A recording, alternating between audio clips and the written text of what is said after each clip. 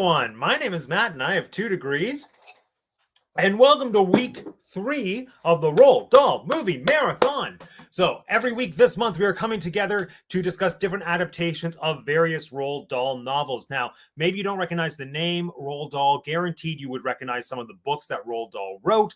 Roald Dahl is the author of books and novels from our childhood, such as Matilda, Charlie and the Chocolate Factory, James and the Giant Peach, The Witches, and the one we are discussing today, Fantastic Mr. Fox, which was, for whatever reason, turned into a stop-motion animation feature by Wes Anderson, of all people, almost 10, 11 years ago now. Where does the time go? I do not know. Now, we have an exciting show for you this evening because I'm going to bring in our very special guest. It's Jeanette! It's me! Let's all get very excited. Woo! Two-person show! So this is going to be a very in-depth conversation between Jeanette and myself. I encourage everyone in the comments to comment along. Let us know what you thought about this movie if you did watch it. Look who's here. It's Yoda. It is. WAFO-M. We do Why?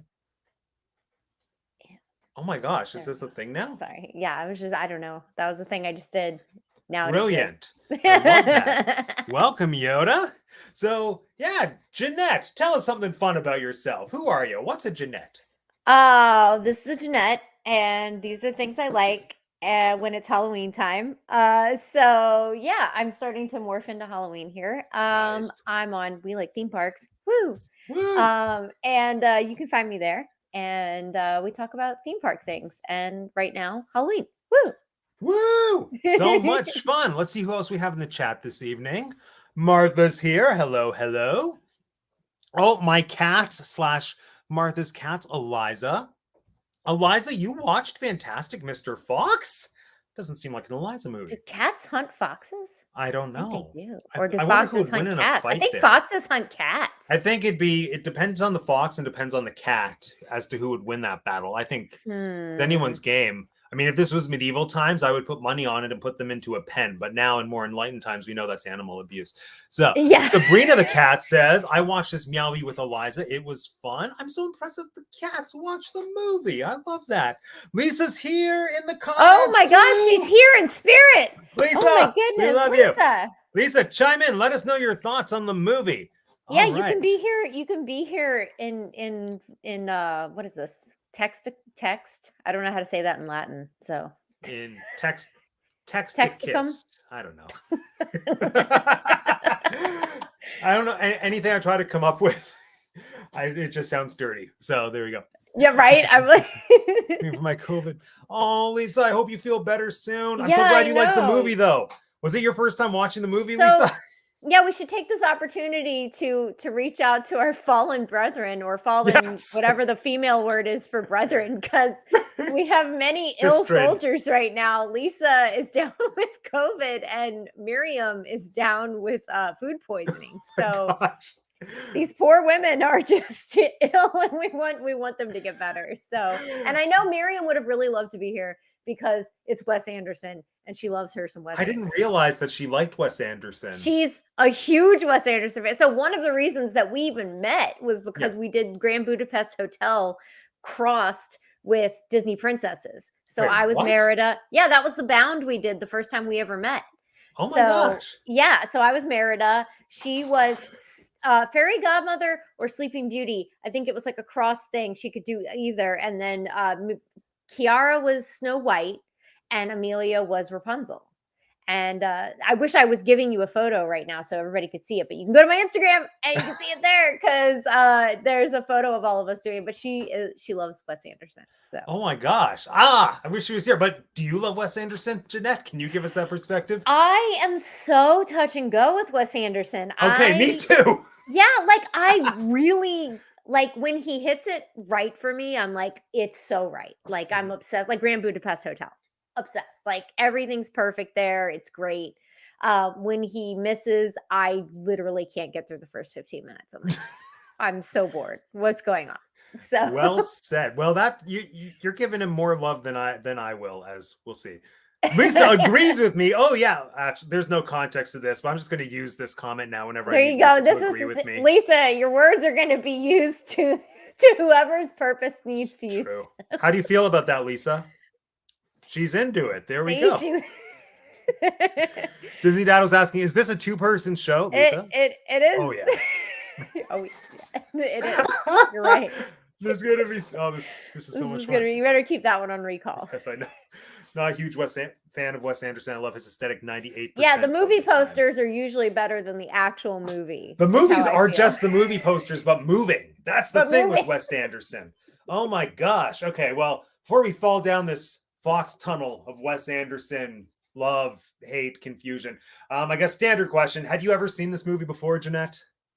I had not, and I felt a lot of guilt about it because at the time that it came out, every single person I knew had seen it. So I felt like I was the only person in the world that hadn't seen this. Neither had I. I watched half of it, I think, on an airplane because I remember distinctly watching half of the movie in some kind of setting where I was half asleep, and I think it was an airplane. Because when did this come out? 2009. 2009. Yeah. Okay, yeah, I think, there was a point in my life where I was flying back and forth from Edmonton like 6 times a year because I was going to school there. It was probably one of my Edmonton flight movies. So there we go. Mm-hmm. Yes. That's an easy one to watch in flight. That's not like trying to watch like a horror movie or something. Oh my gosh, I watched so many weird movies on flights. Like one of my flights I watched The Hunger Games, which I had already seen, but I was falling asleep and I was like, I might as well just watch this because I know what it is. If I tune in and out, it's fine. But I forgot how much screaming there was in The Hunger Games. So I'd be dozing off, and then I just hear, what's her face? Jennifer Lawrence yelling for her life. Good times. Yeah. Awkward viewing experiences. But this would have been a good one to watch on a plane. Very much like Wes Anderson's other films. Very mellow. Very mellow. Yes. Almost too mellow, I would say. Lisa, this was my last blockbuster rental in 2010 because I was such a Meryl Streep fan. Yes, Meryl is in this movie. It's in. Yeah. I don't know what my last blockbuster rental was. Oh, I know what I rented from there the most towards the end, but I don't know what my last one was. What was it? There was this movie called May. It's a horror film. It's an independent horror film, and I used to rent it all the time. So nice. Rando fact about me. I think I stopped renting movies and just started buying previously viewed movies. Yeah, Disney Dado and I did a lot of Blu-ray purchasing in the late aughts, early teens. Yeah, just as Blockbuster was going under, I got so many DVDs. I think the last one I rented was probably Citizen Kane, which I rented for film school purposes. How ironic. I know. Early film to be the last one rented. Right? And then that was when Blockbuster had no late fees, I believe. And so at some point they were like, no, and then they called us and they were like, we have to reorder this movie, so pay us like $40 to bring it back. Yeah, good times. Oh, Blockbuster.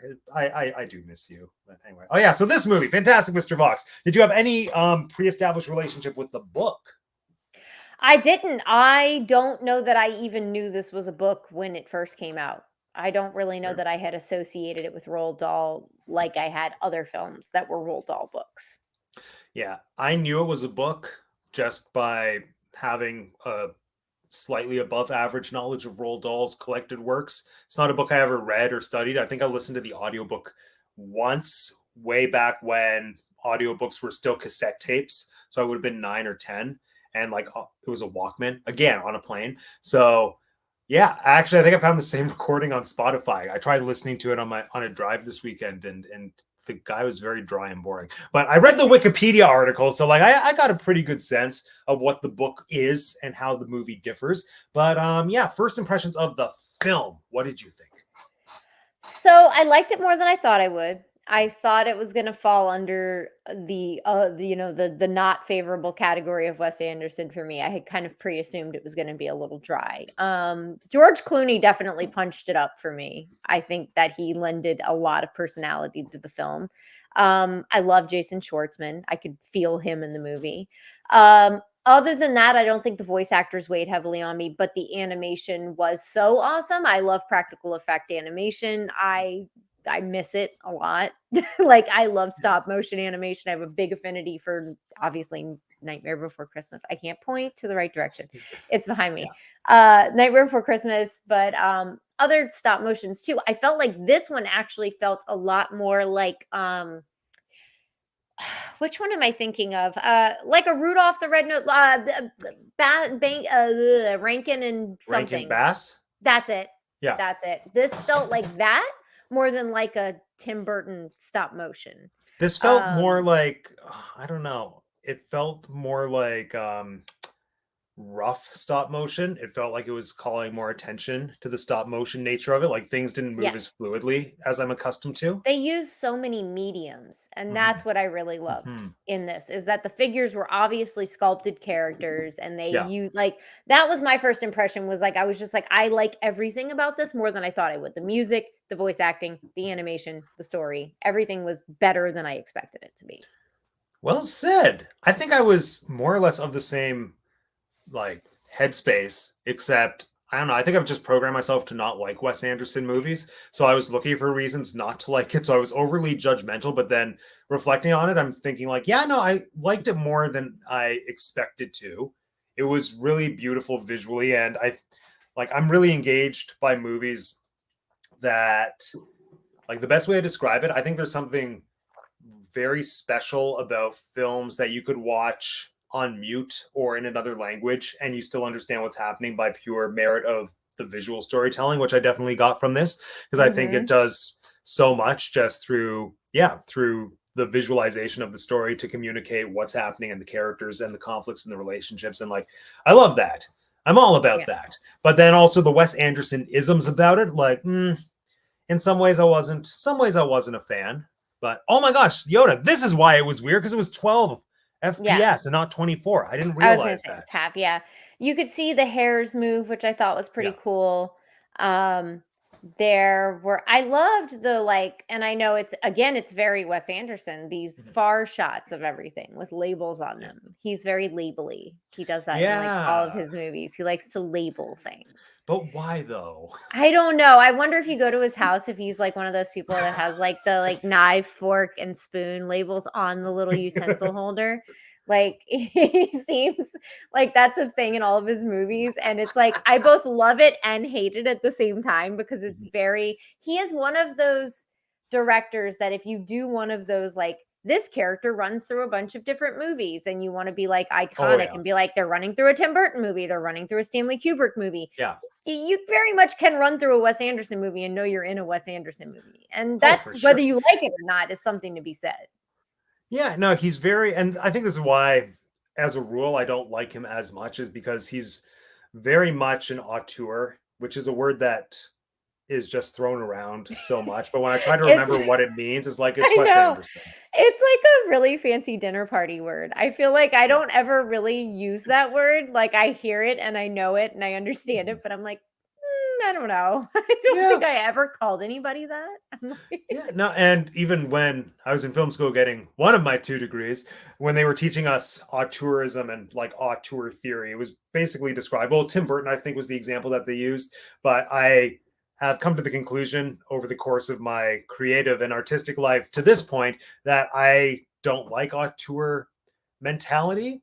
So I feel like then it becomes more about serving a director's ego than it does about adequately serving a story. It becomes about having a template for like, this is what my movies look like, and then forcing something to fit into that, as opposed to figuring out the best way to tell whatever respective story you're telling. And I think this one didn't annoy me as much, because I do think the Wes Anderson thing works decently with Roald Dahl. Yeah, no, exactly. And it does. And especially because this was like, what, out of the 70s? And I feel like if there's a time period that Wes Anderson's filmmaking fits in too well, it's that time period. Yeah. Well said. Well said. Mary, have you seen this movie? Do you want to come on the show and talk with us? Yeah, right. Mary, come join. Come join. Come join. But Mary, message me if you want to. We can do it. Even though I like talking to Jeanette. It's a good time. There we go. What did Lisa have to say? I never knew it was a Roald Dahl story. I was a little surprised when we were watching it during this viewing. It doesn't fit in the Dahl universe in my mind. And that's something interesting that I wanted to touch on and discuss as well is how this is similar but also so different to kind of the Roald Dahl framework. Because when it comes to authors, I don't mind auteurs as much, if you can even use that term. I don't think you can outside of the film verse, but I'm going to do it anyway. Like, I like how all of Roald Dahl's children's stories, at the very least, fall into a very similar template or category. Like, you have similar archetypes of your protagonist who's usually super innocent, having to come up against antagonists that are like one step away from being locked up for being child abusers and being some variants of monsters. And more or less you still have that here, with especially like the three farmers are such classic Dahl antagonists, I feel, just with how relentlessly evil they are, also with like their over exaggerated physicalities. Love all that. But the big difference, I think, is that our protagonist isn't a kid. And I think this might be one of the only novels or kid stories that Roald Dahl wrote where our main character isn't a kid, where it's another adult, even though it's a fox, it's still like a grown man. And so I think there's, I don't know, it's interesting. How did you feel about that, about having your main character not be a kid? So I don't know how the book differs from the movie. I wonder what the role of the two child characters in the movie were in the book. I've never read the book, so they were added for the movie. I was wondering. So that I was wondering about that. That felt like what was different, and I had no idea, and that's what felt like it was different. So because they keep alluding to Fox's past and the woman's, Felicity's past, that's her name, right? Felicity. Yeah, they keep alluding to their past, and I feel like maybe they explained that more in the book. The child characters in this one felt like extensions of the father of Mr. Fox. Like, so on that note, knowing that, then like I did find a difference in that, but the way I read it, not being like as deeply invested in Roald Dahl, like I've read a couple of his books, I know a little bit about him, but I didn't know this was a book until later on. I felt like maybe he was making a statement about cruelty to, it seems blatant, but cruelty to animals instead of cruelty to children. And in the 70s, or mid 70s, whatever, it seems like a fairly relevant topic. So I thought maybe that's where this came from. And he was just making a completely different point than like considering children as adults, considering animals as people, as like other living things that deserve respect and life and all that. So that was what I took from it. Yeah, no, I can definitely see that. I think the interesting thing is that Mr. Fox is so aware of what he's doing and of the fact that like he's not innocent. I think that's the main thing, is that he's not innocent. So I do think the cruelty to animals thing is an element there, but also watching this movie, I almost got this like Cold War-esque energy that was developing. Like, you just had these two equally strong entities that were just going head to head, and it got to a point where like the intelligence level of Mr. Fox and company was on par with the humans. That just became a question for me of like, who's actually right here? Who do I agree with? Yeah. Well, that was the other thing I found interesting. And again, no idea how much of a role this plays in the book, but the reference to his like, and her, really, their backgrounds of like, they allude to the fact that she was a fast living woman and that he was a risk-taking man, which seems, pointed at adults' past lives that they lived and are now trying to live a normal life. But knowing that they don't have a child in the book.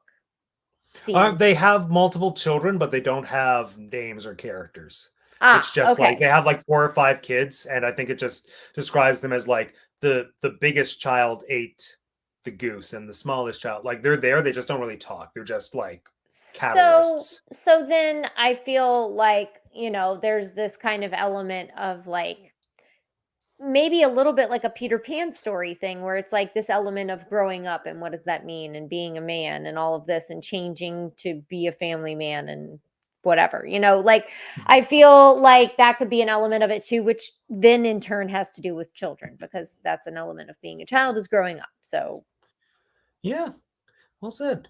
Like, I think adding, or not even adding, reducing the number of kids that Mr. Fox had and just making it one, and then adding, oh, what's the cousin's name? Oh, Christopherson. I keep thinking of Chris Christopherson. Chris From Christopherson, A yeah. Star is Born #3. Yeah. So, yeah, I think adding that dynamic, like, truthfully, midway through this movie, again, based on my Wikipedia reading, the movie, the book ends halfway through this movie, and then like the last half of this movie I feel was all Wes Anderson invention, and it really started to feel to me like the heart of the film is most of the stuff that he added, which is the stuff with Ash and Christopherson. And I think that was just a cool extension of what I think the original story was for Mr. Fox's journey, because it's just all about, well, from again my Spark Notes reading, it's this examination of like ego and putting your ego into check. And we got that definitely with Mr. Fox as well, especially with his whole speech where he outright says, I always feel like I have to be fantastic. And I thought it was cool to have a younger character explore that a little more deeply as well. But yeah, like I don't know how I feel about just the choice in general to take such a short story that has, I don't want to say it has no substance, but I don't think there's a lot there, and developing it into a like 3-act feature film. Like, how do you feel it is, again, considering that neither of us have read the short story or the book, but it's a short story. So it's a particularly short story then. It's really short. It's not even as long as like Matilda or no, it's like Charlie 80 pages long, and I think half of those are pictures. Yeah. So yeah. I kind of, if there's pictures involved, I kind of get why they went this way and why someone like Wes Anderson, who would read a short story and read so much into it, if you're gonna extend a short story, it should be with a visual director like this who makes scenes last longer than they should just because he's purely just showing you something. Yeah. And yeah, I mean, if this was gonna be brought to film, the choice to, anytime somebody picks a short story to bring to film, it's always an interesting choice, right? Because you're working with less material, presumably. Like there's just less going on. So if anybody's going to bring a short story to film, I feel like it should be someone who's overly visual, right? Like I can't remember the name of the director right now, but whoever did Midsummer.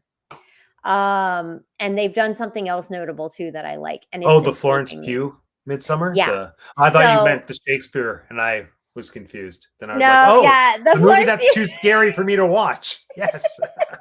That one. So like somebody like that really just like sucks in the environment and really focuses on faces and stuff. And like that's what Wes Anderson does, right? He really like just sits on somebody for a while and lets you soak in their emotion.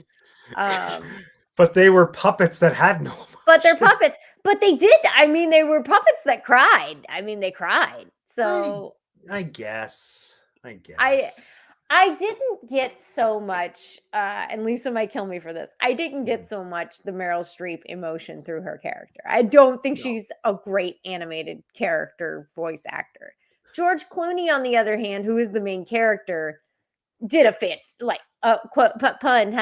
fantastic job. He did a really, he was really well said. Like I felt it. I felt him through it. I got the emotion. I felt like he was the actor in the movie. And I think whenever there's practical effects, that kind of helps. Yeah, you know? I think I place the blame less on Streep, and I think it's like, I think it's a byproduct of how I'm assuming Wes Anderson directs his actors, because I feel, and this is my issue with, from what I remember of most Wes Anderson movies, and I don't like him enough to watch his movies enough to be able to give an acute description of what I'm trying to say. Oh, look who's here! Mary's in the house. Mary, you're going to be our Wes Anderson expert today. Yay! He's here to defend Wes Anderson. Yeah, I really love Wes Anderson. But I've only seen this movie once, and that was during my watch series of all of his movies. So I haven't gone back to watch it again. The Anderson perspective. That's what we want. We want an Andersy. That's what I'm going to call you. like a I gotcha. Swiftie for Wes Anderson, an Anderson. But no, I was just gonna say, I feel like from what I remember of the Anderson movies I've seen, I think everyone's directed and all the characters in the Wes Anderson universes, I don't want to say they have no depth, but the way that the performances come out, they're very dry. There's a like epic simplicity to how everyone portrays and conveys their performance. And I do think that that's kind of part and parcel with the whole Wes Anderson thing, because visually it's so much that I think that's counterbalanced with the simplicity that comes out of people speaking very monotonously. And I feel like you get that with everybody in this film, Meryl especially. And I do think some actors are more catered to that than others, but as an audience member, it's just never worked for me. That's where I feel like I can't empathize with anybody. But then I think of someone else who does a very similar thing, which I think his name is Barry Sonnerfeld, the guy who did the good Addams Family movies like Addams Family and Addams Family Values. And he also did the Lemony Snicket series of unfortunate events. And he also gets people to deliver their lines very economically. And I don't know why, but for his stuff, I love it. For Wes Anderson's, doesn't work for me. But Mary, give us your opening statement. What you remember about this film, what you love about Wes Anderson. Oh, and also tell us who you are. Just say all the things. I'm going to drink this. Okay, hi. So I'm actually currently reading the Wikipedia because it's been that long. It's probably been 9 years since I've seen this movie. Oh my gosh. So I really can't. I remember the end. Mhm. That's about it. The story, I don't remember much about it. But hi, I'm Mary. Jolly Holiday with Mary. Yeah, and I also did not realize that this was a Roald Dahl thing. I thought this was just some crazy thing that Wes Anderson came up with. What's funny to me about that is that all the other movies that we're going to talk about, to my knowledge, other than just in the basic credits, don't make a point of telling you that they are Roald Dahl books. Like they don't. This one at the beginning makes a big, like, pretty. I did the Disney thing. They were like a story by Roald Dahl, and it's like this whole production. And I'm like, this is the only one I didn't know was by Roald Dahl. Wow, I feel so like I did not pay attention very well. I wouldn't say that anything in this movie was particularly like. In a year from now, ask me if I remember anything about this movie other than George Clooney. Like he really like. I'm like, oh, he's cool. He's a fox. I'm like, as if I didn't think that already. But it's Yeah, he was super cool. Mr. Fox is definitely like a cool character. Man, yeah. I wish I could remember it better. I really do. I didn't realize that was George Clooney either. I recognized like the usual people that are in his movies, like Jason Schwartzman and Bill Murray and Owen Wilson. Yeah. Like, they're going to be in there, but I don't think I realized that was George Clooney. Yeah, that was the one-off, was George Clooney. And I thought that like Ed Norton's in here too. All of his usual. Who's I think so. I think he's the real estate agent, isn't he? Am I wrong? I feel like he's the real estate agent. I could be wrong. Don't quote me on that. I'm not. Mary has the Wikipedia open. I know, right? Let me check this casting real quick. I feel like has Ed Norton's one of his. What else has he been? I know he was in Moonrise Kingdom. He was in Grand Budapest Hotel. Was he in? Mm-hmm. He's the police guy. He's in the big coat. He's got a little fuzzy mustache. I think also when you were commenting on the Wes Anderson acting, I never thought of this before, but I feel like he tells them to stay in like a circle as wide as their arms while they're acting. I feel like nobody ever really like strays. They don't walk the scene while they're talking. You notice that? Like I don't think anybody walks across the scene when they're talking. Yeah, they do kind of just stand still. And stand very still. And there's a lot of this, like face-to-face talking. Yeah. And then we move, and then we stop and talk again. Like the camera moves more than the people. Yeah. Mm-hmm. Yeah, that's true. Yeah. Although Danny Glover did walk into an arcade. What does he do? In that one movie with, what's her name? I'm done. That one. Angelica Houston and Danny Glover and was that Royal Tenenbaums? Royal Tenenbaums, yeah. Oh, I was gonna say, is that they're Royal talking and Tenenbaums? walking, and Danny Glover walks into a whatever he's digging so they can find stuff. What's that called? I'm blaming COVID. My COVID brain is like, I can't think of words COVID's anymore. Right? Yeah. Oh, It's Royal Tenenbaums was the one that made me think I didn't like him. And Oh yeah, then Royal Ten, me too. Yeah, it's so weird because I felt like I should have liked it because it was so weird. Yeah. But I never grasped. Like it never caught for me. I know the Royal Tenenbaums suicide scene scarred me because I didn't expect it, and then it was just so like I have such a hard time with blood in movies, and since it was Wes Anderson, it was so symmetrical. So you just saw like both arms and the blood coming. I was like, no. I remember I saw it in theaters too, and I was like, okay, I have to leave this theater. I went to the bathroom. I was like, this is too much. So I think that's why. I think that scarred me for Royal Tenenbaums, or not Royal Tenenbaums, for Wes Anderson. Oh, my hopes for a horror movie month on this channel. Oh no, like horror movies. Some horror movies I'm fine with. I don't know what it was. I think it was just the way he shot it, which just made me so uncomfortable. And also because I wasn't expecting it. If I'm seeing a horror movie, like I expect the blood. I'm braced for it. This I thought was just going to be a fun, dry, dark comedy, and then didn't like it. But Mary, tell us about your take on Wes Anderson as a proclaimed Wes Anderson fan. What do you appreciate about his work? What's your favorite Wes Anderson movie? Tell us. Oh golly, so Nick, actually, my husband, got me into Wes Anderson. I had never heard of him before. And then we started dating and he showed me a bunch of movies I'm pretty sheltered when it comes to movies. So he showed me lots and lots of movies, but Wes Anderson stuck out to me because of his color palette. I love he does, I think it's 28 millimeter framing. Like he always does the same millimeter frame on all of the shots, and they're always just so well choreographed, and the dry humor and the actors that he chooses every time. Like, give me Bill Murray any day and I will be so happy. I don't know, I like the realness of his characters. Like Royal Tenenbaums has to be my favorite. I don't know, just the beauty of it. I did a bunch of like art stuff way back in the day, and I did a whole series of Royal Tenenbaums things just because I was just obsessed. Like the pinks and the mint greens and the yellows and all that stuff. I loved it so much, and it's so weird, but like in a really fun way. I don't know. I will say his more recent stuff I have not enjoyed as much. It's like he's trying too hard now. He's like losing the Wes Anderson aspect of himself or something. Yeah. I don't know. The Grand Budapest Hotel, I was really disappointed.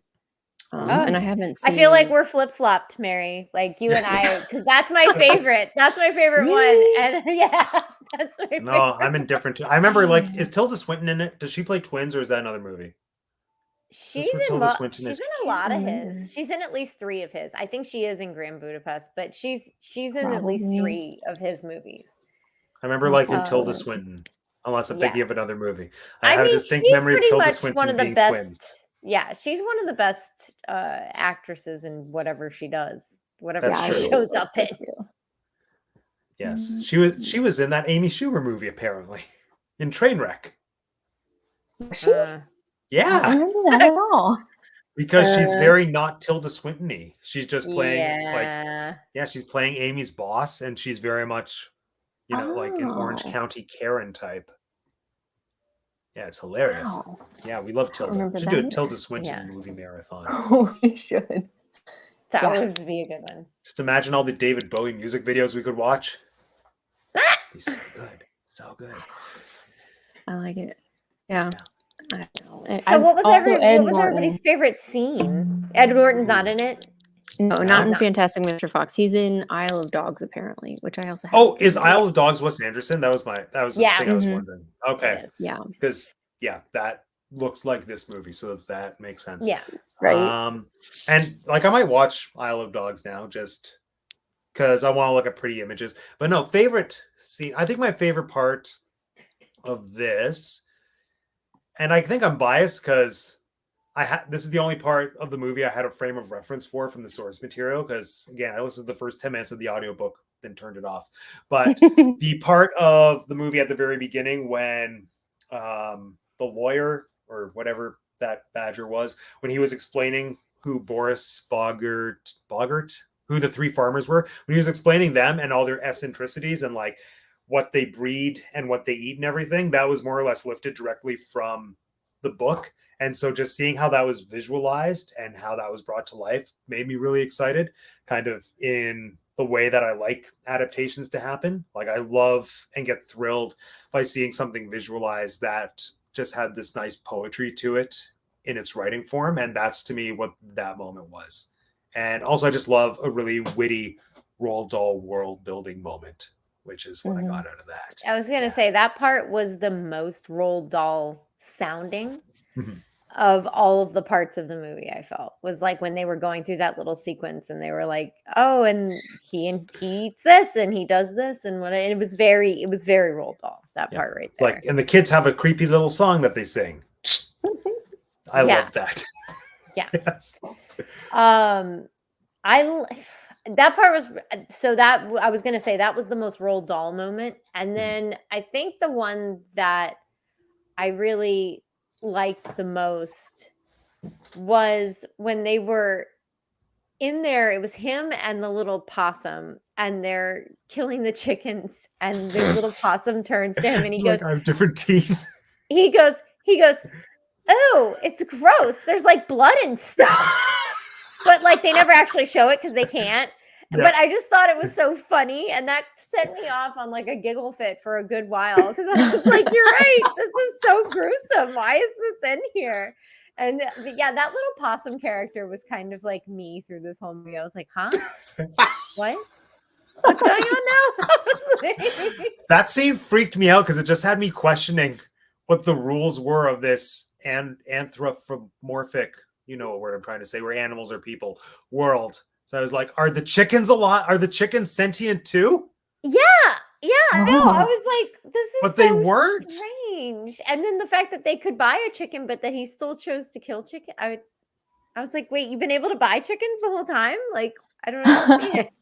And at the end that they could communicate verbally with the farmers, that threw me for a loop, where I just thought, wait, what are the rules of this world? Because I thought the foxes were living in their own self-contained little universe. That I thought it was like a Ratatouille thing where if the humans heard them talk, it would just be sounds. But no, and they even find like their little photos from their homes, and they're like, oh look, and he sits on one of their little chairs. That's my favorite in any movie, when the movie points out its own absurdity. So like even later on when they're talking about like, well, why did he write his name if he put the little letters from the magazine?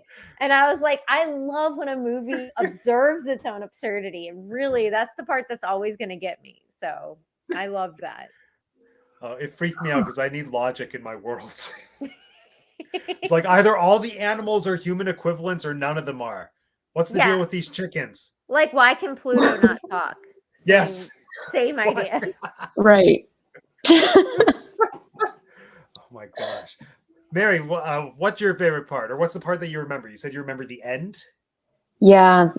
Did they have to leave because they were digging up their home and stuff? I can't remember why they were like they kept digging them up, and then they tried to flood them out, and then they live in a supermarket at the end or something. Oh yeah, I like vaguely remember that. Yeah, I don't know. Like, I don't know. It was interesting to me that it ended the same way the book ends, but they did the book ending twice essentially, where the three farmers just live out the rest of their days sitting and waiting for the fox to show up after having destroyed its home. Then the fox and all the animals secretly have a burrow and access to all of their produce and all of their resources and all of their goods, but the farmers are too preoccupied with waiting for them to come out of the one hole they think they trapped them in. And like that happened halfway through the movie. Then they tacked on another chunk of the movie to just come to the same ending. That's a whole different. See, I feel like if you end there, it's a whole different like story, like a whole different message to teach children. Like, I feel like that's a whole different message. These people are too busy trying to catch you while you're doing a thing that you have to do to stay alive. Mm-hmm. I feel like that's a statement in and of itself. Oh yeah, and I think that Like, was the original before you intent. tack on that whole other end. No, I think there's a really Yeah, nice I feel like simplicity that's to a whole that different as the ending. meaning. Oh, for sure. Yeah, no, it ends with, and the last line of the book is something like, as far as I know, they're still sitting there. And that's even the line of the campfire song that the guy is singing in this movie. And like, that's when the original story is supposed to end. But they still added all that stuff with Ash and with Christopherson. Like, I almost feel like I'd like this more if Wes Anderson just committed to making it a short film, like half an hour to 45 minutes. It wouldn't have made the money, obviously, and that's that's the entire reason this movie was made. But artistically, if he had just consolidated it and done something as simple as the original story while still adding some nuance and some character development, like, I would have been all over that. But also, to sidebar, Vincent pointed out, and this is terrifying me even more, what if in this Roald Dahl Wes Anderson universe, the humans have bred the sentience out of chickens as part of the factory farming? Because that makes sense. That terrifies me. Yeah. I did love when things died in this movie and their eyes and their eyes just turned into like I don't know. That was another thing that just tickled me. Like, I was that's ridiculous. No, I love that too. Like I said, like the visual language, I'll say that the visual language of the movie was top notch. Vincent said, I thought it was an okay film, lovely to watch, but also put me to sleep almost. Matthew Broderick kind of voice would have fit better than Clooney. Oh no, I liked Clooney. I really liked Clooney. I feel like without Clooney, I would have fallen asleep potentially. Like, I do love Jason Schwartzman and everything, but like, there's a reason Wes Anderson picks him because he can do that whole, like, he can get really animated, but like, oddly enough, in this, not so much, right? Like, he's very kind of monotone, like most things in Wes Anderson movies are. I think sometimes it just fits the theme. Like in this one, it fits the theme, you know? So I guess I want to jump onto that and say, what do we think the theme or the point of this movie even is? Because I think the central thing or the central conflict with this is that there's an argument to be made for who's right on both sides. Because on the one hand, you have the farmers who don't want their produce being robbed and ruined and contaminated by a fox. And on the other side, you have a fox who just wants to feed his family, and that's why he's stealing stuff. But then at the same time, he kind of goes too far and it becomes more about ego with him than it does like serving the family. So Mary, I know you only saw it once, but just with that setup, like, where do you land? Are you pro farmers or pro foxes? I'm always going to be pro animals because people suck. So plus I'm going to bet that the fox's lineage goes way farther back on that land than those people. They probably came from, someplace and took over this land that doesn't even belong to them, like the humans do. And then they just destroy it just to get one fox. Yeah, right? That's just so typically human. They get something in their heads and it's like, I don't even care what it's going to take. I'm going to do this thing, destroy everything, and it's going to be hypocrisy and craziness, but that's what I can do because I'm human and I have machines and things. Oh my gosh, there's so many machines in this. There's so many machines in this movie. When they rent the tractors. Oh my gosh. Insane. Jeanette, where do you land? Pro fox or pro farmers? So I thought the point of this was to kind of make you question that all the way to the end. And I don't know that you ever get a resolution because as much as the farmers are willing to tear up all of the land just to get one fox, the fox is willing to sacrifice literally everybody around him, including himself, just to do what he thinks is right. So again, they've been able to buy chickens this whole time. So him going out and stealing chickens is quite the choice. So I felt like that you meant to question that the whole time. And in the end, who's suffering? Neither one of them, really. Now everybody's in the fox's world is eating, and the farmers they can sit around the hole, but they have their farms back. So I did think that honestly, the hero, if we're going to be pro whatever, the wife fox was kind of the hero of the whole thing. As far as her or the son, one of them. Like, I think the son is the most engaging character because he's the only one that has some kind of arc and learned. Well, George Clooney Fox does a little bit as well, but at that point, it's almost too late for him. But just having him apologize to Christopherson, I think, and mending that broken cousin relationship, I feel like that's kind of the emotional peak of the movie. And again, it's something that I was very much, I feel, inserted to justify fleshing this out to a full 90 minutes. But yeah, there's no clear-cut person who you should be rooting for. And I think that's very interesting with Roald Dahl, because usually with him, everything is so cut and dry. Like, the good people are good and the bad people are bad. And just in theory, I like the divide that this gives us a lot more. And I do think the film did a decent job at examining that. I think it also layered in this interesting conversation of like human nature or animal nature. And no matter what, no matter how much you try to change, you're always going to go back to what you are, which is George Clooney Fox saying, I'm a wild animal. So as much as you try to domesticate me and to have me not be a hunter and to have me be the newspaper man, like, I'll always have this instinct to hunt, which I thought was like, that was a choice. That was a cool choice. Yeah. I feel like that message can be taken a number of different ways too. But yes, I did. I liked that. I felt like that was a nice kind of more clear-cut message. One of the things that I found pretty interesting about this film was, I forget what the rating is, but it was a big deal when it came out that like maybe kids shouldn't see it because there was something, right? There's some guns shot and there's some cigarettes smoked and there's some alcohol drank in it. But like, that's pretty much it. They even make that whole big fuss about saying cuss you and cuss the, like they replace literal curse words with the word cuss. Oh, I love that. That was fantastic. I found that interesting that like you went through that trouble, but you still had one of the human characters smoke and shoot a gun and drink alcohol. So like you made a choice, and I don't really know what he was getting at there, because like you went out of your way to say cuss, but like then did all those other things that made your movie get was it PG or PG-13? I don't know. I feel like in the States it would probably be a PG-13, and here it would likely be PG, would be my guess. Really? Do y'all get different ratings than we're a lot more lenient in Canada. Oh.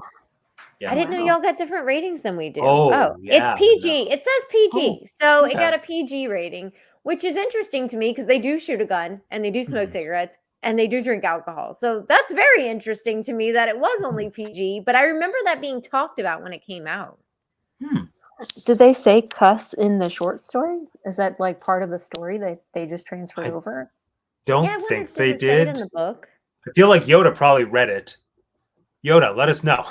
Yeah, do they say cuss you and cuss this, and like is that a whole thing that they do? Is that like I feel like, to me, that feels like a very Wes Anderson thing, which I say having seen and remembered very few of his movies, but it feels like it fits within the Wes Anderson quirkiness. Yeah. To me, it feels more Anderson than Dahl in my mind. Yeah.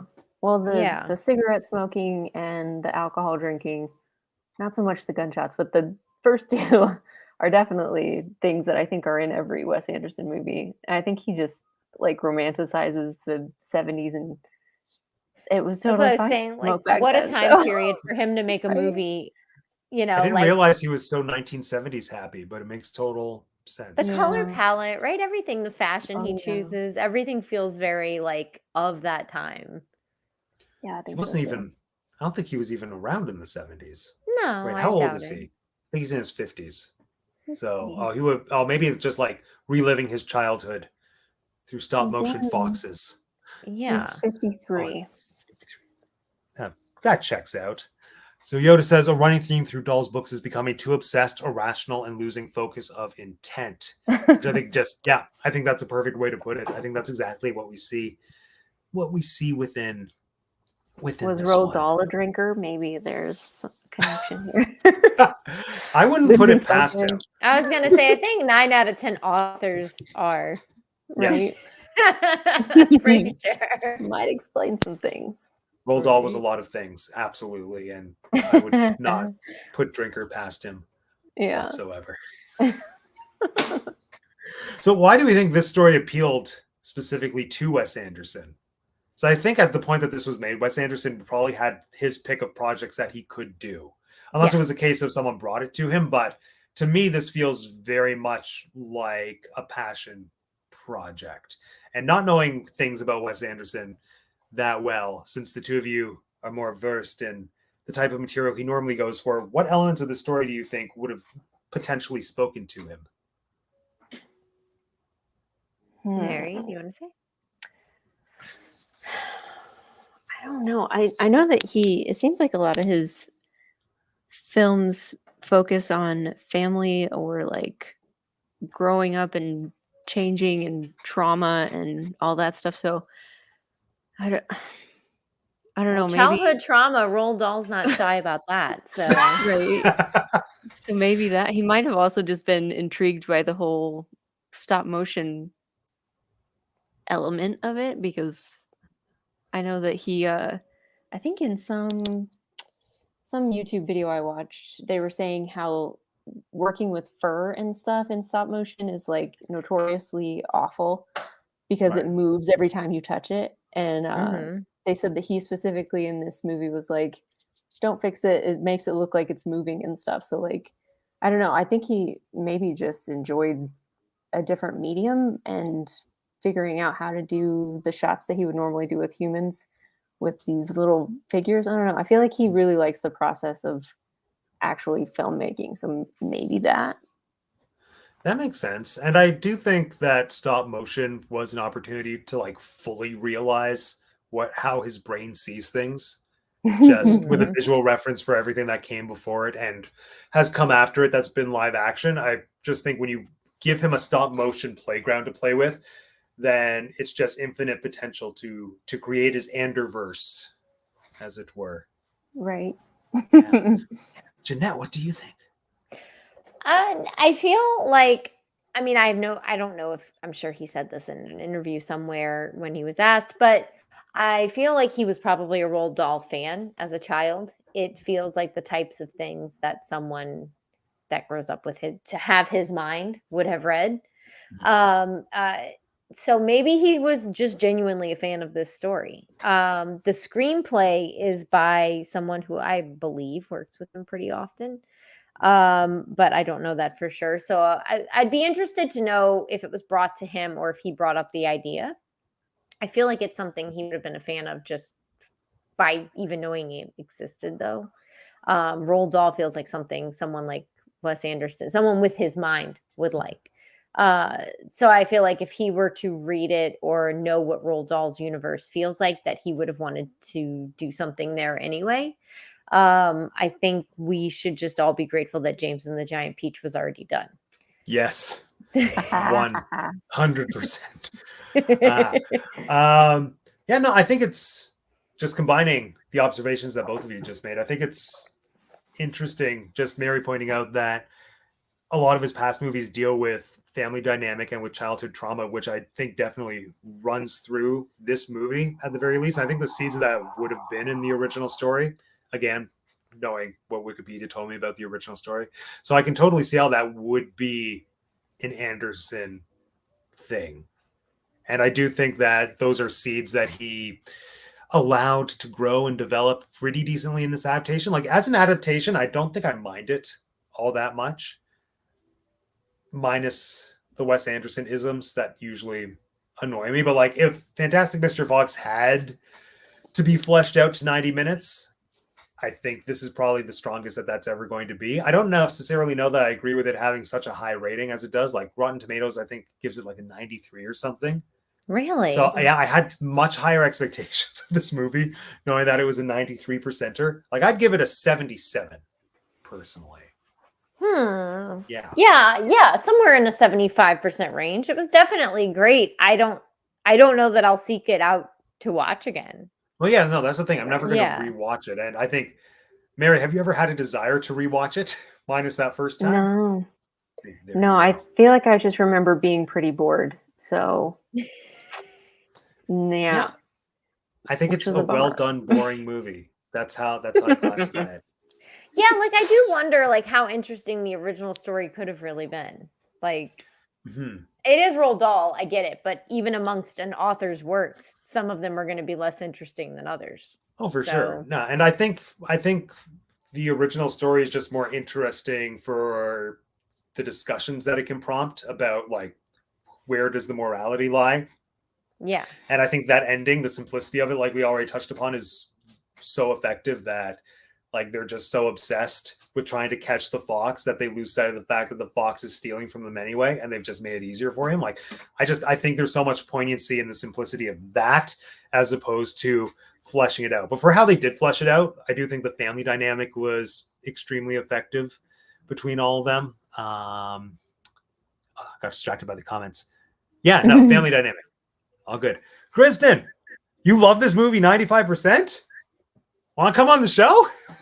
Yeah, no kidding. We need a fantastic fox lover in here. Yes, we need to know why people like this movie. Yeah. Yeah, like that's the thing though. What's funny is we're saying that, but we're all like, yes, it's a good movie. Like it's good. Fine. Yeah, it's good. It's fine. That's the thing. No? Yeah. Didn't love it, didn't dislike it. Like I don't feel this movie didn't make me feel anything, which includes joy or anger. Like, I didn't hate it. Yeah, to me, this is just kind of like Peter Pan 2003, where we had people that loved it. Granted, we don't have people that loved it on with us today. We have people that hated it. I feel like there's a reason that stoned college students are Wes Anderson's, pretty much bread and butter. I mean, like, if, let me just tell you, in 2009, had I seen this movie, I probably would have been a lot more stoked about it than I was this time. It was good, but I wasn't like, wow, that was so cool. Like, I really do. I think the animation I liked more than the actual story. Oh, for sure. Like, I just love practical effects and practical animation. So I was like staring at every little. I'm so sorry, Kristen.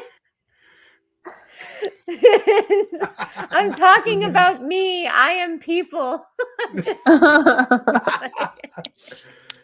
We are the farmers in this scenario. We just don't understand. Yeah, I think there's a lot of message. I think like a lot of things, like there's like a good solid at least 3 messages you can take out of this movie, depending on what parts of it you pay attention to. Like there's a female empowerment storyline to be taken away from it. There's like there's a bunch of different things that you can take away from this. So it's useful in that way. It's not just like a one-note fable.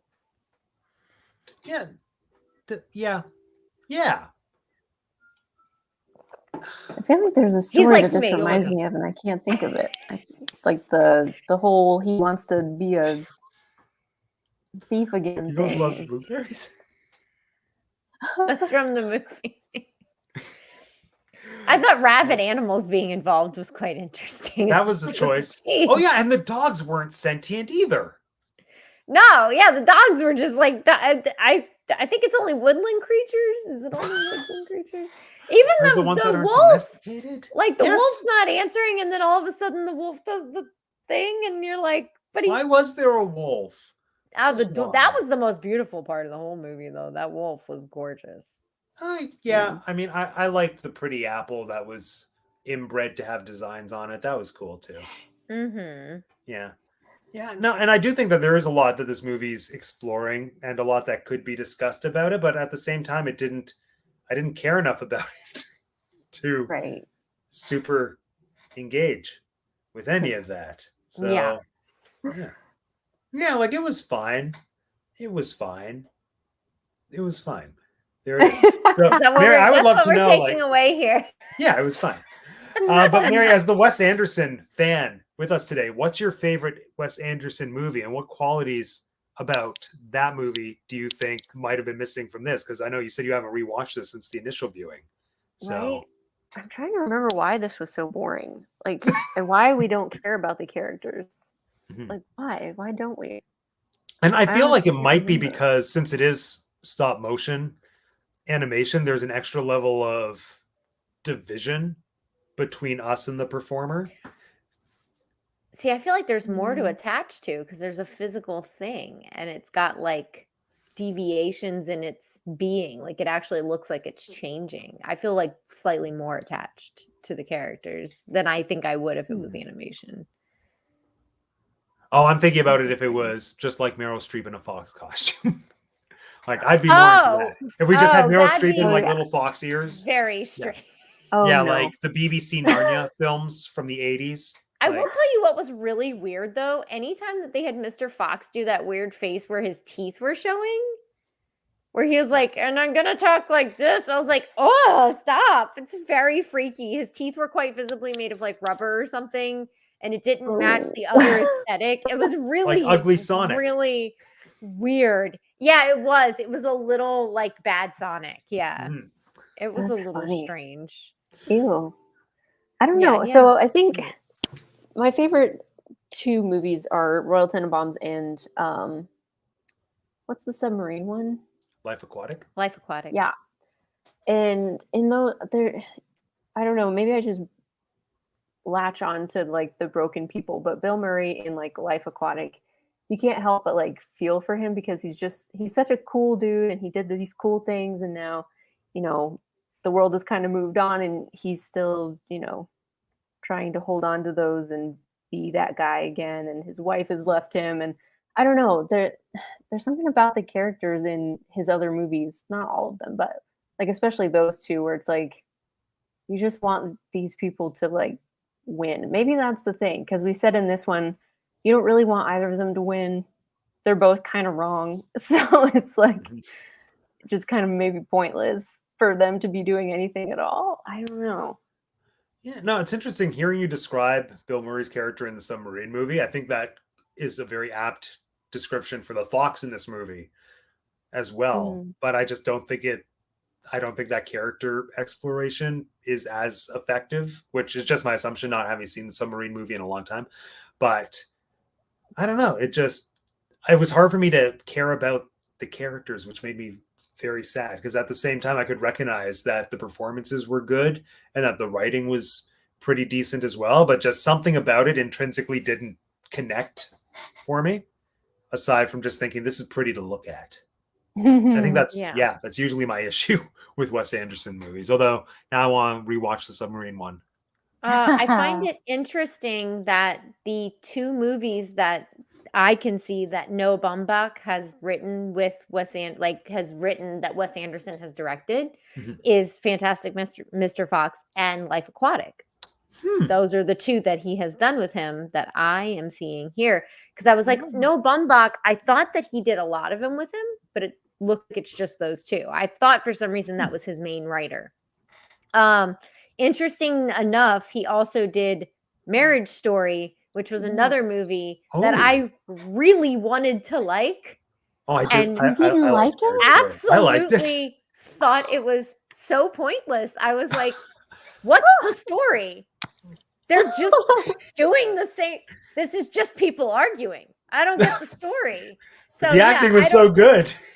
The acting was really good, but it felt like the only movie I've ever seen that was acting for acting's sake. Like I was like, yeah. That's what it felt like, was acting for acting's sake. I was like, what are we doing though? What are we doing?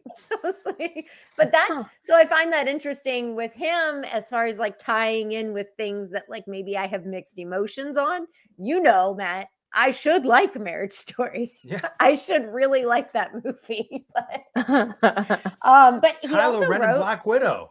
I know, right? I should be like, ugh. But he's also writing Barbie, the new Margot Robbie Ryan Gosling movie. Ooh. So that's that.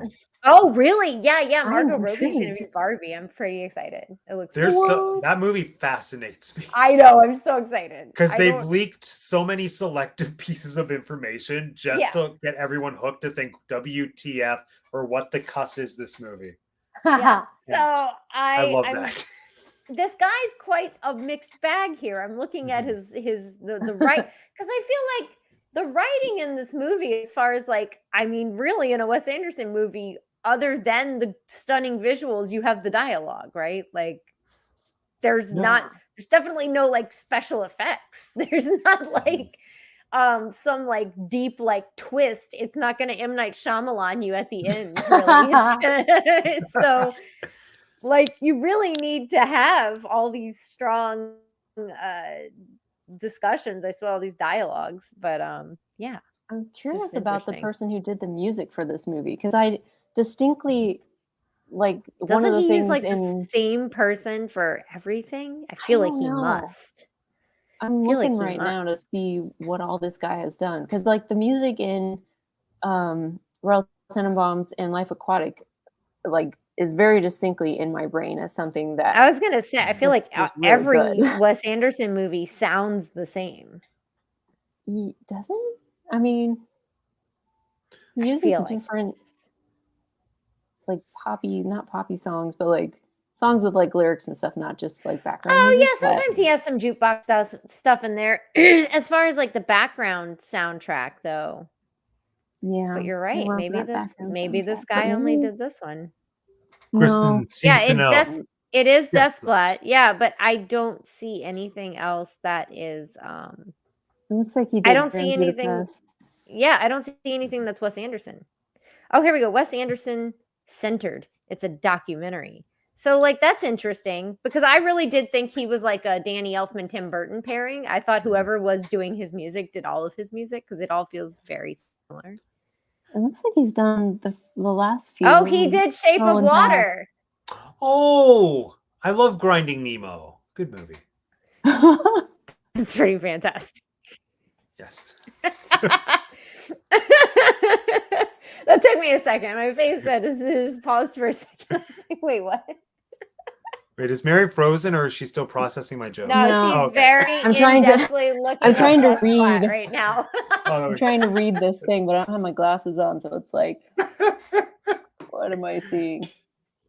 But no, yeah, I definitely Wes Anderson strikes me as somebody who has his team to make sure all of his movies look and sound exactly the same. And even if that's not the case, in fact, I commend him for being able to get the same quality stuff out of different people because he's evidently a man who has a vision for 70s matchy match.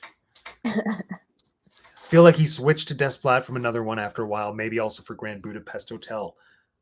That makes sense. And I feel like I need to revisit Grand Budapest Hotel. That's the one that I distinctly remember watching in theaters and thinking I enjoyed this more than other Wes Anderson movies. Yeah, Mary's like so confused. She's like, that's the one I don't.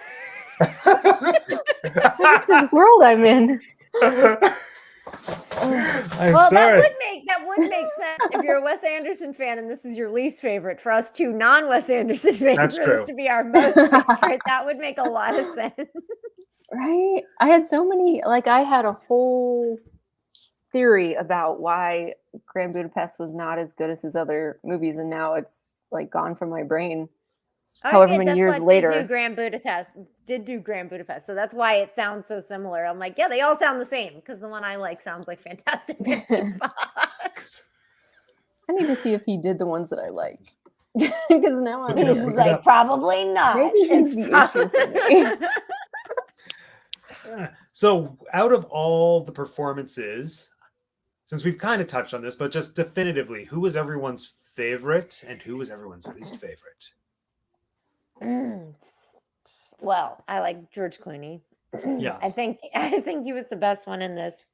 My least favorite, I mean, I guess it was Meryl Streep. I hate to say that. I don't ever want to say Meryl Streep was my least favorite anything, but like, I just don't think that she like put her, I didn't feel her coming out of that thing. I heard her voice and I saw the thing moving. I didn't feel like it was coming out of there. I think for the most part, I'd agree. I don't know why I was captivated by Christopherson's voice actor, whoever he may be. I thought he did a lot with very little. Like to me, that was Wes Anderson's simplicity in a way that resonated.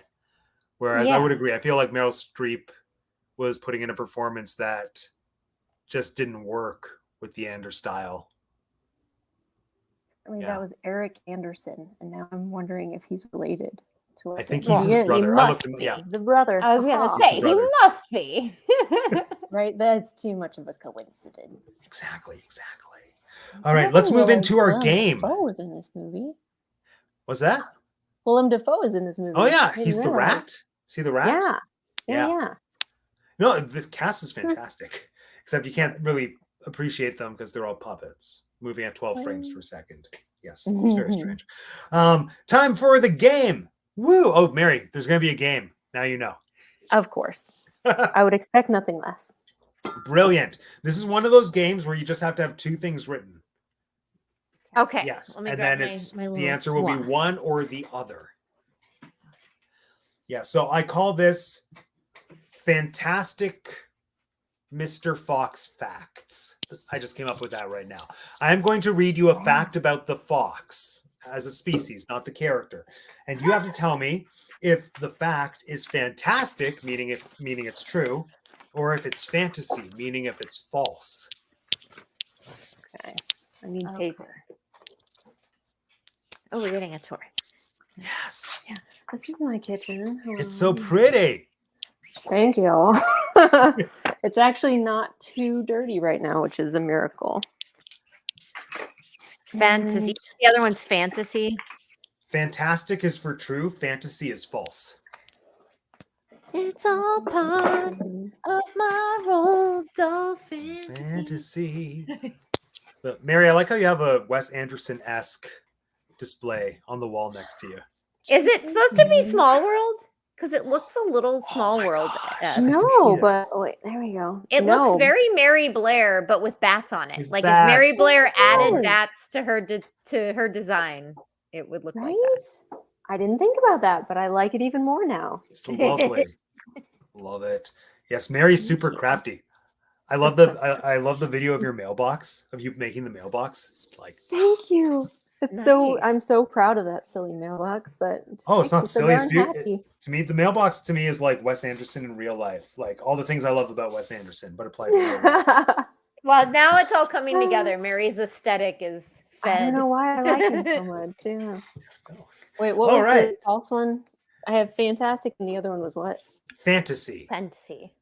So you have to tell me if the fox fact I'm telling you is fantastic because it's true, or it's fantasy because it's a fabrication. I encourage all those in the comments to play along as well. Here we go. Do it. Okay. Jolly holiday with Mary, and then TJ, Tinka, Jeanette. Okay, here we go. I learned so much about foxes today. I'm very excited. First, is this fact fantastic or fantasy? Or fantastical? That's what it should have been. Damn it. Should have been fantastic or fantastical. Too late. I committed. Fantastic or fantasy? Foxes are related to cats in the animal kingdom. Fantastic or fantasy? Okay. Oh, yeah. Answers 3, 2, 1. Oh, one of you got it. This is a good way to start the game. It's fantasy. They're related to dogs. They're canines. I actually thought they were related to like more closer to like raccoons or something. No, they're part of the caninus. I looked up the Latin, but I forgot it. But yes, although their habits habitually, they're more similar to cats. Yeah. Insofar as being nocturnal, they have similar eyes, and so like having the vertical eye slit and everything, and I think a similar iris. But nah, species-wise, they're dogs. But they act like cats, right? Yeah. Next, the fox can make 40 different sounds. What does the fox say? 40 different sounds. 3, 2, 1. That is fantastic. It's true. They can make up to 40 sounds. Wow. I think that's why their actual sound is like a blood-curdling screech, because you're hearing all of them all at once. All right. Next. Here we go. Fantastic or fantasy? The Arctic fox is the only fox that has fur covering its paw pads. The Arctic fox is the only fox that has fur covering its little paw pads. I hope it does. One would hope. Although it's possible that there's another fox species that does as well, in which case this fact would be null and void. 3, 2, 1. It's fantastic. It's true. I thought it was the desert foxes too. Dang it. No. Ooh, are we Next. tied now? Yeah, you're tied. Good job. It's anyone's game. Here we go. All right. Fantastic or fantastical? Oh wait. Yip Chuck's coming. Not Yip Chuck. Yoda's coming. Yes, obviously. What does the fox say? Yip Chuck. Next, foxes are pack animals. Is that fantasy or fantastic? Fantastic or whatever. I forget what I called this game. True or false? 3, 2, 1. That is fantasy. They are solitary creatures that will only socialize with their own families, but not communities. Good job. Kind of Like opposite me. to this movie.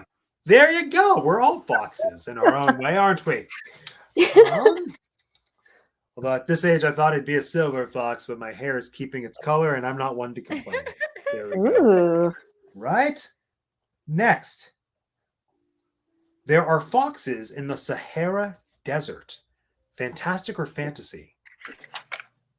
There are foxes living in the Sahara Desert. 3, 2, 1.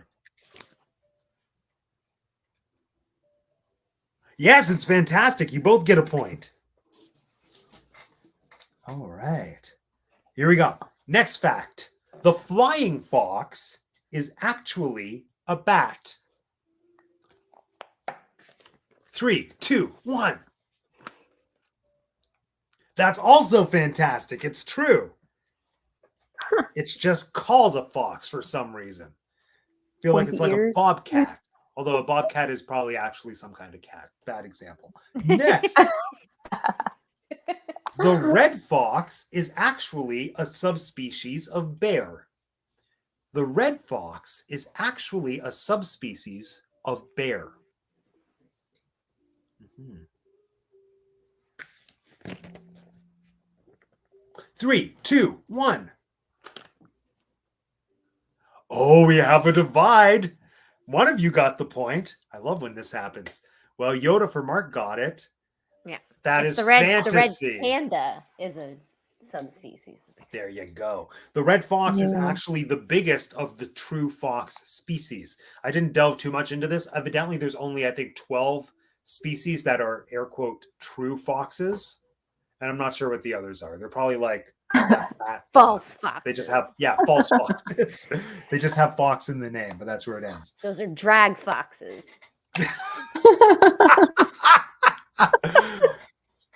They're the real queens of the animal kingdom. There it is. Okay. Next, George Clooney was the first man dubbed a silver fox. Fantasy or fantastic?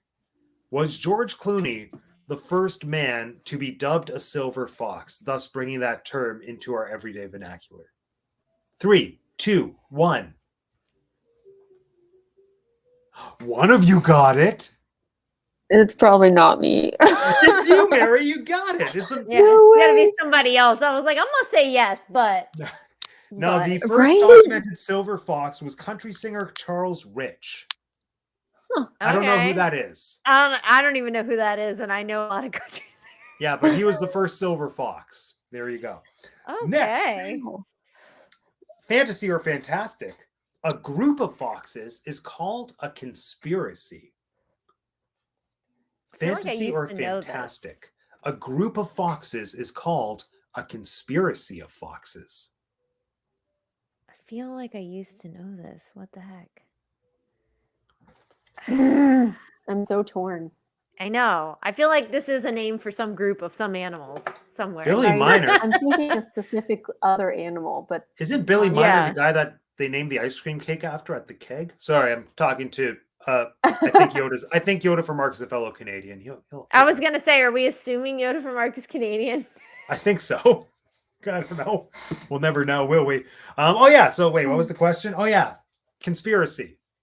3, 2, 1. Answers. Fantasy. Where would you say fantasy? That's correct. Is it no, that? A group of foxes is called a skulk. A skulk. Oh, okay. Yes, but is it bats or like ravens or skulking. something that's called a conspiracy. A group of lemurs is a conspiracy. Ah, a okay. conspiracy Way of off. lemurs. Yeah, the raven. What is it? Ravens are a murder. No, that's crows. No, crows are a murder. Yeah. Right. Oh, and a group of owls is a parliament, which is adorable. Yes, that I do remember. Because they're so smart. So cute. And flamingos are a flamboyance. That's my favorite. That's and cats are a clouder, which I didn't know. So it's like a clouder of kittens. Oh my gosh. I just want all these animals with me. Morgan's here. Hello, Morgan. Welcome. Morgan, have you seen Fantastic Mr. Fox? What'd you think? Let us know. All right. And Morgan, it's a book. It's a not very many of us knew that though for this one. No, I was gonna say, I was like, to be fair, this is like bottom shelf Roald Dahl. This is the Roald Dahl book that's always available at the library. Yes. Oh yes, listen to Morgan, everyone. Like the stream. Do it. Help the algorithm. Speaking of helping the algorithm, visit my new Etsy store. Please do. Just give it visits. Favorite things. I don't care if you buy them. Well, I do. But if you just hit the little heart, then I'll tell the robots to show my stuff to people who want to buy my stuff. So yeah, hold on. You have a new Harry Potter line, don't you? Yes. There's a Harry Potter line that's making fun of all the houses. I'm a little offended. It's okay. Oh, really? Okay. I wanted to stir up controversy. Oh, wait, sorry. No, it's not Harry Potter. It's random colored animal houses. Oh, yeah. Yes. There we go. Oh, yeah, there it is. Just click it or whatever. There we go. Yes, here we go. Final question of the regular round. Fantastic or fantasy? A female fox is called a vixen. Got it. 3, 2, 1. Yes, it's true. It's fantastic. I love that. Okay, well, you're both tied. So you both have exactly 8 points. There we go. How many points would we like to wager for the bonus round? All of them. All of them? All of them? Okay. Actually, well, this works out because there's only going to be one winner. So here we go. Now, this answer is a number. Whoever is closest, actually, there's only 2 of you. So whoever is closest, whether you go over or not, will double their score and be the winner for this evening. No. Okay. How fast can foxes run in miles per hour? I was going to say, don't you dare ask me kilometers. I don't have a freaking clue. That would be, yeah. I don't even really. The only frame of reference I have for kilometers per hour is when I'm driving, which actually that's the best way for me to know things. So never mind. But I couldn't find kilometers. So how many miles per hour can foxes run? Okay. With a number. Closest. Okay. With or without going over. Okay. Takes it all. Let's see. 3, 2, 1. Is Mary ready? Hold on. Mary's still writing. Okay. Okay. I forgot I had to write it down. Okay. We have 18 and 12. Oh, very close. So Is it 19? Is it 19? Can you imagine if it was? That Who would be would crazy. win? Who would win? So really now it's just like an over or under situation. Right. The correct answer is 42. What? Whoa. What? Hi. Again, I don't drive in miles per hour, so I don't really know how fast that is. That's pretty darn fast. That's like a only highway. 20 miles less per hour than test track. So test track would still outrun the fox. I don't know why my brain went there. I was like, it's really fast. But Yeah, I have to that's say, I was listening to We Like crazy. Theme Parks. I did not appreciate the test track hate. I love test track. Everyone was like, the Cars ride is so much better. Granted, probably true, but Probably true. I I've never love been test bent and I'm track. willing to say it's true. Test track is so much Yeah. fun. Why do people not like it? It's fine, but the Hi. Cars one is way more fun. Yeah. Plus, you're Oh, like probably. immersed, and there's like the mountains, and you're like racing. I've never and even been, and stuff. I'm like, yeah. I mean, I'm just like, Do they yeah. play Life is a Highway when you drive? Oh, please no. No, I hope I don't not. think so. That They would be play, the like, worst the- part. The Michael Giacchino music. I Oh, love good, Life is a good. Highway. Oh. I wanna ride it all Go rascal night flat long. yourself. Oh no, it's Canadian. The original's a Canadian song. Oh, I'm thinking By of Tom. Rascal Flatts, who Well, sings the one in the movie. It's no that bueno. version's better. I love that version. Life's like a road that you travel on. It's one day here and the next day gone. So good. So anyway, yeah, test track, good times. Yeah, you won. Mary, you won. Woo! Won! I just swooped in here and took the victory. And took the win. Well done. So much fun. So any closing thoughts on Fantastic Mr. Fox or Wes Anderson? Anything we didn't get to that we want to discuss? Just yeah, I don't know. It's a movie that exists. This was a solid 7. 6. Yeah. This was a solid 6. Yeah. I'm gonna give it like a 6.5. Sure. Maybe a 7. I don't know. Watch it. Don't watch it again. Yeah. Right. Kristen. Yeah. Oh, Kristen, I wish we could have had you to defend it. I know. I want someone to change my mind on this movie because I want to like it. I just don't know what that's I'm what I was missing. saying. Now I know Kristen would have been a good one. I was like, I wish Miriam was here. I know she'd defend this movie. Mary, closing thoughts on either the movie you watched once 9 years ago and it wasn't memorable enough to hold on to any memories or to have any desire to rewatch it, or closing thoughts on Wes Anderson. Well, I will say that I'm gonna blame the music because the guy that did this and like all of the most recent ones, that was his first Wes Anderson movie, was this movie. So everything before that is just good because that guy wasn't in it. He did something terrible. I don't know. He ruined Wes. He ruined Wes. everything. Yeah. That's what it was. Well done. Yeah. Well then, fantastic. I'm excited to reconvene. And Mary, you said you wanted to join us for James and the Giant Peach, the other stop motion movie? Yes, please. Woo! Does that lead us into Tim Burton month? No, Wonka's going to lead us into Tim Burton month. Oh, I forget, but he did both of them. He did. He didn't direct James. It was like Nightmare Before Christmas, I think, where he he was just at the helm. Yeah. I think they just put his name onto it. I don't think he had any artistic input, really, aside from maybe producer input. Like, I am paying for this movie, so listen to me. But I don't think he was nearly as involved as he was with like Nightmare Before Christmas. But we'll discuss that. But that's not next week's movie, because to get to those two amazing movies, we have to force our way through the BFG. So that's next week. It's not so bad. That'll be a first-time viewing for me too.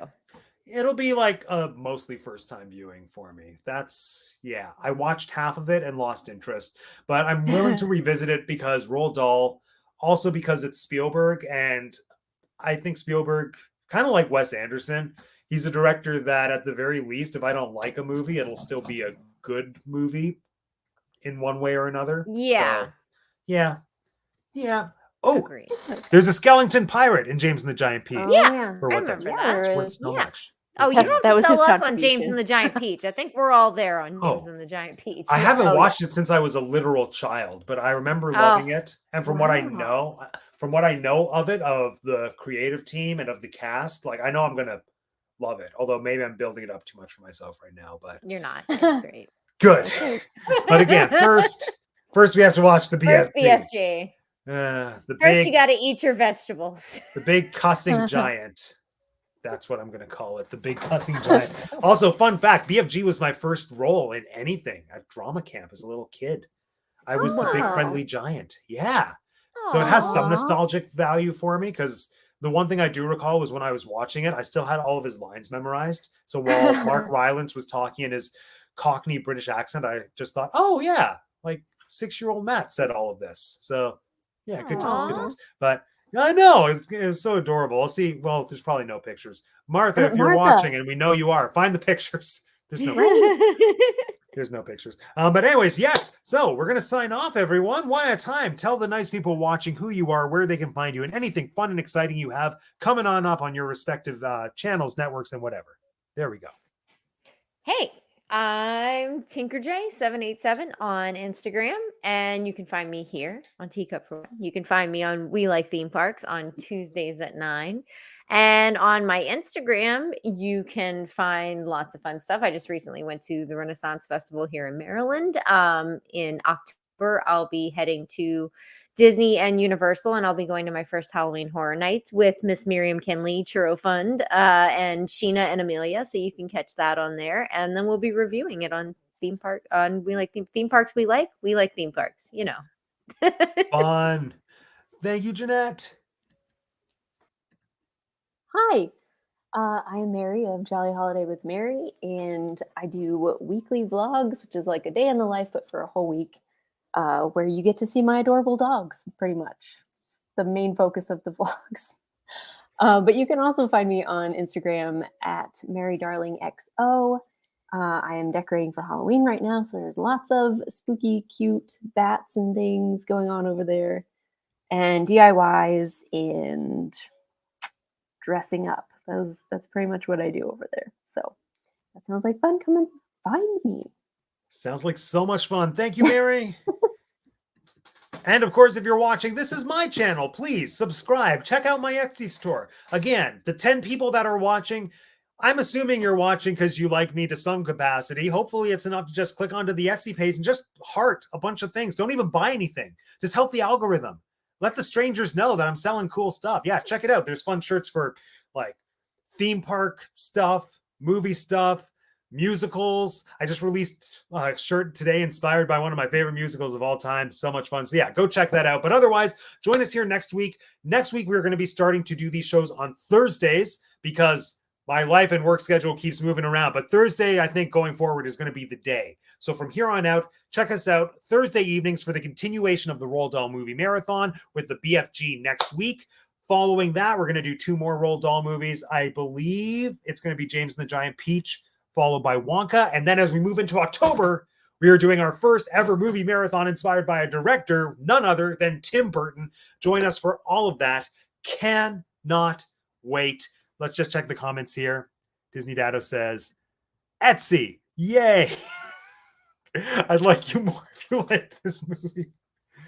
Kristen, I'm open to you turning me around on this movie. Let me know what I'm missing. Oh, I love you too. There we go. Thank you, friends. Until next time, my name is Matt and I have 2 degrees, and this has been the Tea Cup for One. How do I end this?